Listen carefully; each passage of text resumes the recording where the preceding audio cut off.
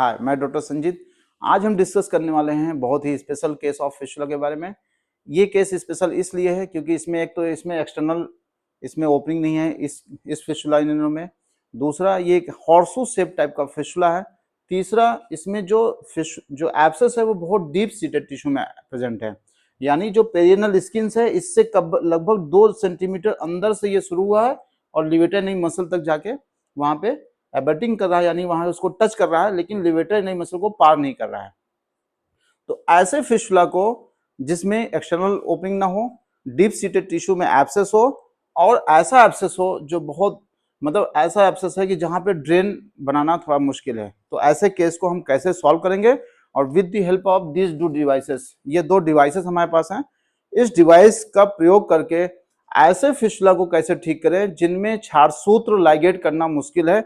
मतलब हम क्षारसूत्र तो केवल इंटरनल ओपनिंग से बाहर एक्सटर्नल ओपनिंग बना के कर लेंगे, लेकिन जो ये ट्रैक जा रहा है जो डीप सीटेड यानी वर्टिकली अपवर्ड या सुपीरियरली जा रहा है, जो टुवर्ड द लिवेटर मसल जा रहा है, उस ट्रैक को कैसे हील हम कराएंगे जिसमें हम क्षारसूत्र ही नहीं लाइगेट कर सकते, या जहां पे हम इसमें कोई अस्त्र या शस्त्र का प्रयोग नहीं कर सकते क्योंकि इतना डीप सीटेड है। अगर हम इतने डीप सीटेड टिश्यू में जाके अगर हम यहाँ पे इंसिजन करते हैं या कोई और भी एक्सीजन करते हैं, तो यहाँ पे जो हमारी एक्सटर्नल स्फिंक्टर्स हैं, लिवेटरी मसल्स है, या यहाँ आसपास के जो यहाँ पे नर्व या ब्लड वेसल्स होती हैं, उसको कहीं हम डैमेज ना कर दें। तो ऐसे केस को कैसे सॉल्व करेंगे, पहले हम इस केस की पूरी एमआरआई आपको पढ़ के सुनाते हैं, फिर आप पढ़िएगा, फिर देखिएगा इस केस को कैसे सॉल्व किया जाए। पहले तो the internal opening is noted in the posterior anal canal at 6 o'clock position, approx 7.6 mm away from the nervus. The internal opening is seen communicating with the transsymphytic horseshoe shape abscess of the size 5 into 4.3 into 2.2 centimeters. Superiorly, the abscess seen abutting the levator muscles but not crossing it. Multiple air lacules are noted in the abscess. Diffuse perifocal fat surrounding noted. तो जितना हमने report में पढ़ा उसके हिसाब से हमने अगर देखें तो जो एब्सेस है उसकी लंबाई यहाँ पे है 5 सेंटीमीटर, चौड़ाई जो है वो 4.3 सेंटीमीटर एंड डेप्थ जो है वो 2.2 सेंटीमीटर है, या इसको हम हाइट भी कह सकते हैं। तो अगर आपके रिपोर्ट में कोई लिख के आ रहा है कि एब्सेस है, तो एब्सेस को कैसे मेजर करेंगे पहले तो हमें ये जानना है। तो हमारे पास जो डायग्राम होना चाहिए माइंड में वो 2 प्रकार का डायग्राम, एक तो ये आपका एक्सियल सेक्शन और एक आपका कोरोनल सेक्शन। ये आपका है एक्सियल सेक्शन, इसको हम एक्सियल सेक्शन बोलते हैं, और इसको हम बोलते हैं कोरोनल सेक्शन। इन दोनों सेक्शन में हम इस एब्सेस को मेजर करेंगे कि हमारा एब्सेस हमारी बॉडी में कितना दूर तक फैला हुआ है। तो लेंथ हमेशा एक्सियल सेक्शन में लिया जाता है, और लेंथ कैसे नापी जाती है, एंटीरियर टू पोस्टीरियर, यानी जो लेंथ होती है वो हमेशा एंटीरियर टू पोस्टीरियर यानी इस डायरेक्शन में लेंथ नापी जाती है, और lateral to medial and medial to lateral, यानी अगर हम इस स्शियल ट्यूबरोसिटी से यहाँ से स्शियल ट्यूबरोसिटी तक ऐसे जो नापेंगे वो उसकी क्या होगी, विड्थ होगी, उसकी चौड़ाई होगी। यानी अगर फिस्टुला ट्रैक एब्सेस की अगर चौड़ाई नापनी है तो आपको ऐसे नापना है, लेंथ आपको ऐसे नापना है, और डेप्थ आपको नापना है पेरियनल स्किन से लिवेटर नहीं मसल की तरफ। तो अगर हमने लेंथ देखा तो लगभग जो फिस्टुला ट्रैक की लेंथ आ रही है, यानी अगर यहाँ पे एब्सेस का एंड पॉइंट होगा तो वो लगभग 5 सेंटीमीटर ऊपर तक गया हुआ है, यानी वो एंटीरियरली ऊपर तक गया है। चौड़ाई क्या है, चौड़ाई यानी अगर एब्सेस यहां से शुरू हो रहा है तो यहां तक का जो एब्सेस की चौड़ाई है वो लगभग कितनी है, 4.3 सेंटीमीटर, और उसकी डेप्थ यहाँ पे क्या है 2.2 सेंटीमीटर। तो डेप्थ कितनी है, 2.2 सेंटीमीटर। बट अगर हम एनाटॉमी ऑफ एनल कैनाल जब पढ़ते हैं तो हम देखते हैं कि पेरी एनल स्किन से लेके, यानी अगर एनल वर्स से अगर हम यहाँ पे इनोरेटर जंक्शन की लेंथ जो होती है वो लगभग 4 सेंटीमीटर होती है, लेकिन अगर पेरियनल स्किन से लिवेटरी मसल की हम लेंथ नापें तो लगभग किसी किसी किताब में 5 सेंटीमीटर या किसी किसी किताब में लगभग 6 सेंटीमीटर तक इतना दिया गया है। तो पेरियनल स्किन से इसकी डेप्थ है लगभग 5 से 6 सेंटीमीटर, लेकिन रिपोर्ट में यह लिखा हुआ है कि उसकी डेप्थ है 2.2 सेंटीमीटर, लेकिन जो एब्सेस है वो लिवेटर नहीं मसल को टच कर रहा है। तो इसका मतलब है कि जो एब्सेस को हम डेप्थ नापेंगे वो यहां से नापेंगे। अगर हम यहां से नापेंगे तो वो तो यहीं तक जाएगा, इस एरिया तक, लगभग डेंटेड लाइन से नीचे रह जाएगा। तो हम उसको यहां से नापेंगे, यानी ये जो एब्सेस है वो बहुत ऊपर की तरफ है, और यहीं से इसकी इंटरनल ओपनिंग कहां मिल रही है, 7.6 mm फ्रॉम द एनल, और 7.6 mm फ्रॉम द एनल क्या मिलता है, हिल्टन लाइन। क्या मिलती है, हिल्टन लाइन।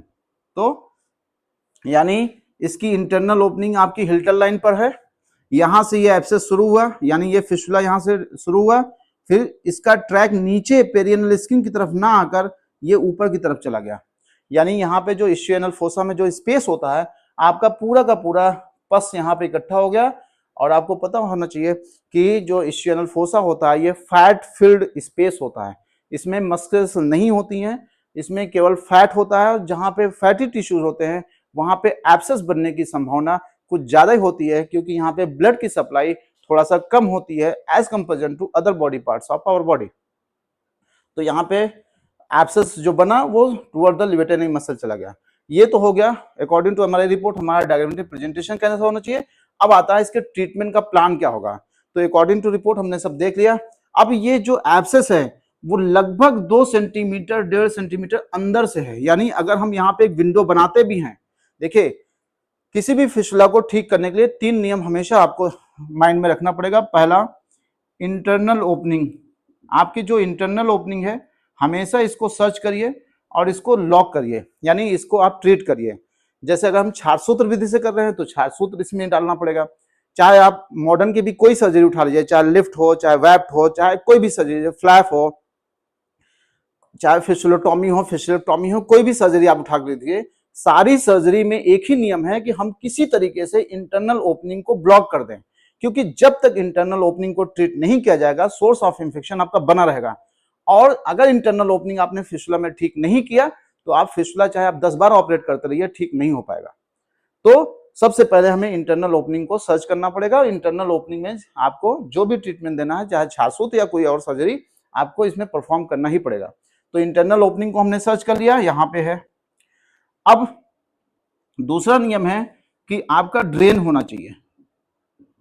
ड्रेन यानी जो भी फिस्टुला ट्रैक के अंदर जो भी फॉरेन पार्टिकल पड़ा हुआ है, चाहे वो कोई भी, चाहे फॉरेन पार्टिकल के फॉर्म में, चाहे वो मल हो, चाहे वो पस हो, बैक्टीरिया हो, कोई भी पैथोलोजेनिक एजेंट पड़ा हुआ है, उसको ड्रेन करना अति आवश्यक है। आपने इंटरनल ओपनिंग तो सर्च कर लिया, अगर आपने ड्रेन नहीं बना पाए फिस्टुला के इलाज में, तब भी फिस्टुला नहीं ठीक होगा। तो आपको क्या करना है, ड्रेन बनाना पड़ेगा। ड्रेन एक नेचुरल भी होता है और एक आपको आर्टिफिशियल भी बनाना पड़ सकता है।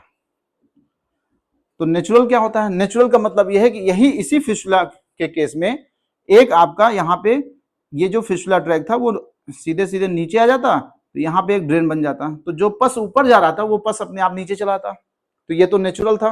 अब चूंकि नेचुरल इस केस में नहीं है तो आपको क्या बनाना पड़ेगा, एक आर्टिफिशियल बनाना पड़ेगा। तो आपको क्या करना है, जहां से इस एब्सेस का एक बूंद भी पस वहां से ड्रेन हो जाए, वही आपका क्या होगा, एक ऐसा पॉइंट होगा जहां से आपको सारा का सारा ड्रेन प्राप्त होगा। वहां हम बनाएंगे यहाँ पे एक आर्टिफिशियल विंडो बनाएंगे, आर्टिफिशियल विंडो बनाएंगे। तो आर्टिफिशियल विंडो बनाने का पर्पज क्या होता है, to get the maximum drainage so that every part of the, जो आपके फिस्टुला ट्रैक में कोई भी पार्ट पड़ा हो वो वहां से पूरा का पूरा ड्रेन हो जाए। और सबसे इंपॉर्टेंट है तीसरा part, cleaning of the track. Cleaning, अगर हमने इंटरनल ओपनिंग अच्छे से ढूंढ ली, ड्रेन भी हमने अच्छा से बना दिया, तो आपका लगभग 80% फिस्टुला आप ठीक कर जाओगे। लेकिन 10-20% फिस्टुला ठीक होने में अभी भी दिक्कत आएगी अगर आपने क्लीनिंग पे फोकस नहीं किया तो। क्यों? क्योंकि अगर हमने केवल छासूत लाइगेट कर दिया और हमने ड्रेन बना के घर पे पेशेंट को भेज दिया, पेशेंट 1 हफ्ते बाद आएगा छासूत चेंज कराने, लेकिन मान लेते हैं कि पेशेंट घर गया, जब वो मल त्याग के लिए गया, मल के कुछ टुकड़े उसके क्या हो गए, फिस्टुला ट्रैक के अंदर चले गए, या जो छार की वजह से जो छेदन भेदन लेखन यानी जो स्क्रैपिंग हो रही थी, जिसकी वजह से यहाँ पे डेड डैमेज इंफेक्टेड टिश्यू वहां से रिमूव हो रहे थे, अगर वो अच्छे से ड्रेन नहीं हो पाए गलती से, क्योंकि आपने तो ड्रेन अच्छे से बना के भेजा था, लेकिन बिकॉज ऑफ हीलिंग की वजह से अगर वो ड्रेन आपका बंद हो गया, और अक्सर जब आप आर्टिफिशियल विंडो बनाएंगे तो आप देखेंगे अगले हफ्ते जब पेशेंट आएगा तो उसका जो ओपनिंग आपने बनाई थी वो जल्दी से बंद हो जाती है, ब्लॉक हो जाती है। तो अगर फिस्टुला ट्रैक को क्लीन नहीं किया गया पर डे सुबह शाम, तो उसके अंदर फिर से क्या होगा, फॉरेन पार्टिकल स्टे करने लगेगा। जैसे ही फॉरेन पार्टिकल स्टे करेगा वो एक सोर्स ऑफ इंफेक्शन की तरह काम करेगा। तो पेशेंट को क्या होगा, पेशेंट अगले हफ्ते जब हमारी क्लिनिक पे आएगा तो पेशेंट कहेगा, डॉक्टर साहब बहुत दर्द हो रहा था, डॉक्टर साहब हमें बहुत पस आ रहा था, डॉक्टर साहब हम दिन भर बहुत अनकंफर्टेबल फील कर रहे थे और मेरे जो कपड़े थे वो खराब हो जा रहे थे, जिसकी वजह से मैं अपनी जॉब को अच्छे से परफॉर्म नहीं कर पा रहा था। तो अगर हम सुबह शाम फिस्टुला ट्रैक को क्लीन करते रहेंगे तो आप विश्वास करिए आपका कोई भी फिशुला हो, चाहे वो ग्रेड 1 से लेके ग्रेड 5 तक का हो, बहुत अच्छे से मैनेज हो पाएगा।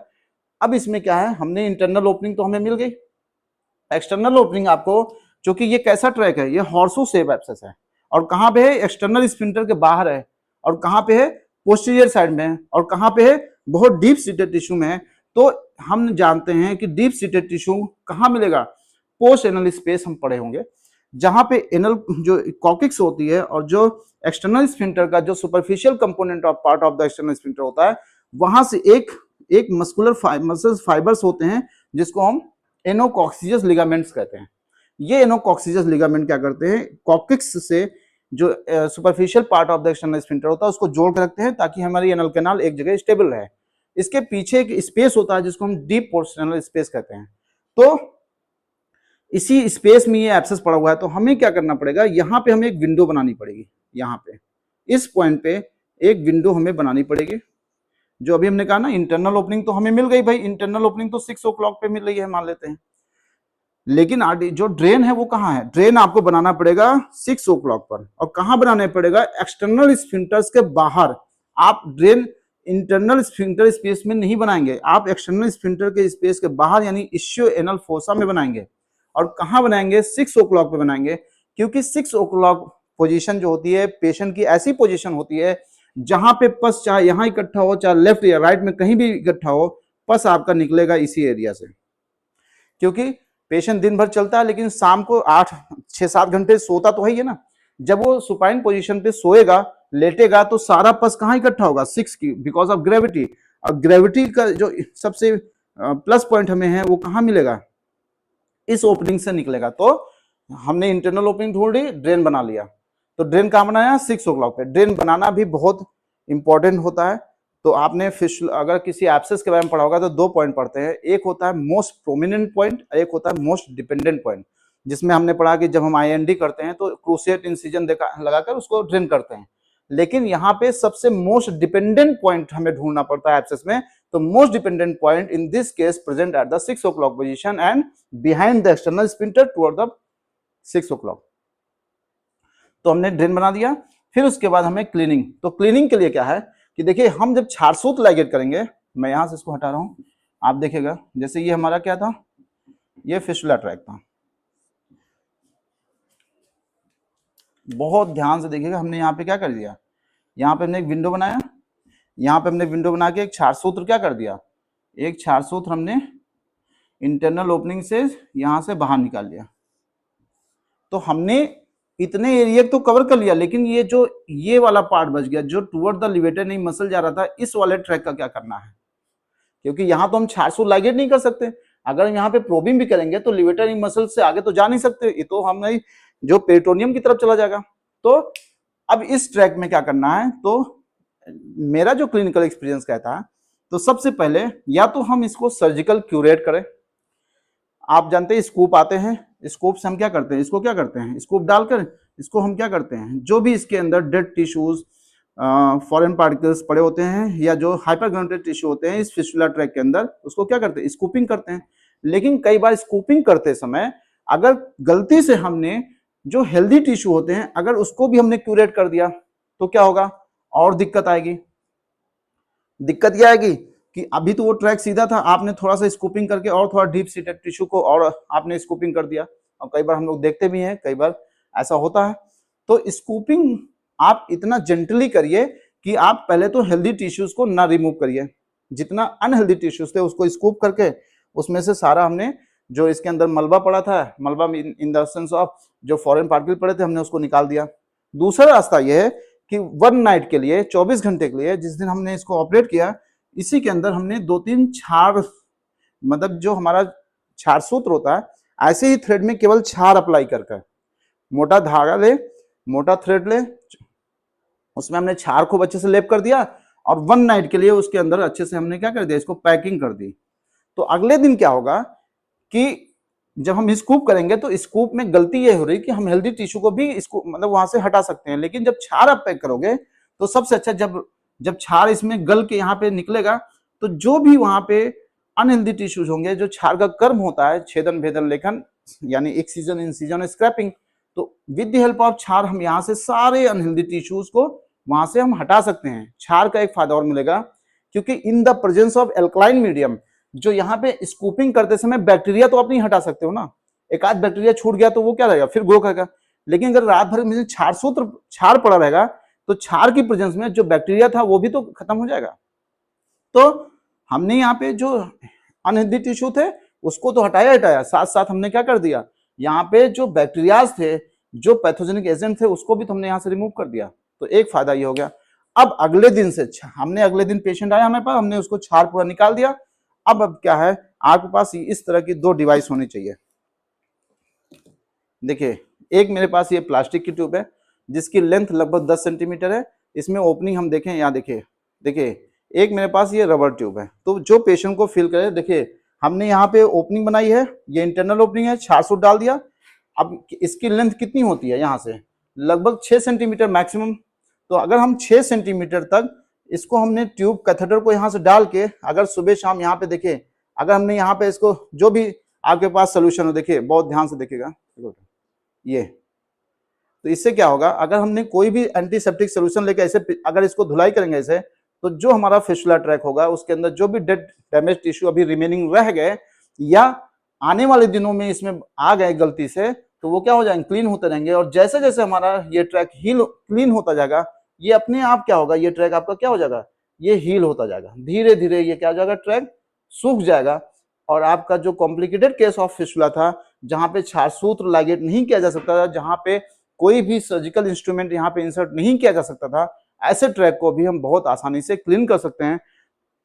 तो इसका क्लीन करने का तरीका क्या है, जो मैं अपनी क्लिनिकल प्रैक्टिस में यूज करता हूँ, मॉर्निंग और इवनिंग आफ्टर डेफिकेशन, सुबह मल त्याग के पहले हम क्या करते हैं कि इसमें जातरी तेल या पाइलवांस तेल या जो भी हमें सूट करता है, हम उसको गुदा मार्ग में डलवाते हैं। तो हम जातरी जब ऑयलिंग करवा देते हैं, तो जब रेक्टम में जो हमारा स्टूल भरा होता है, जब हम मल त्याग के लिए जाते हैं, तो मल के टुकड़े आसानी से गुदा मार्ग से वो फिसल कर बाहर चले जाते हैं। एक तो पेशेंट को चोट नहीं पहुंचता है, और ऑयल की वजह से जो फिस्टुला ट्रैक के अंदर मल के टुकड़े जा रहे थे वो कम जाएंगे। अगर जाएंगे भी तो in the presence of oil, ये मेडिकेटेड ऑयल होता है, आपको पता है बैक्टीरिया फंगस इसमें ग्रो नहीं कर सकता। तो एक तो हम री इन्फेक्शन से बचते हैं, पेशेंट को पेन नहीं होता है, पेशेंट को ज्यादा अनकंफर्टेबल फील नहीं होता है। आने के बाद हमने उसको सिरजबात करा दिया, अगर पेशेंट को अगर कंडीशन सही है, अगर कोई बैक्टीरिया फंगल इन्फेक्शन नहीं है तो हमने सिरजबात करा दिया। उसके बाद फिर आप इसको पेशेंट से बोल सकते हैं कि सुबह शाम ऐसे ट्रैक को क्लीन करिए, और आप विश्वास करिए आपका केस चाहे जितना कॉम्प्लिकेटेड होगा, चाहे जैसा बड़ा होगा, चाहे जितना डीप सीटेड टिश्यू होगा, अब ये तो एब्सेस था, मान लो कोई एसिड ऐसा ट्रैक था जो लेटरल साइड में जाना था टुवर्ड द लिवेटर मसल, वो भी धीरे धीरे क्या हो जाएगा, अपने आप हील होना शुरू हो जाएगा।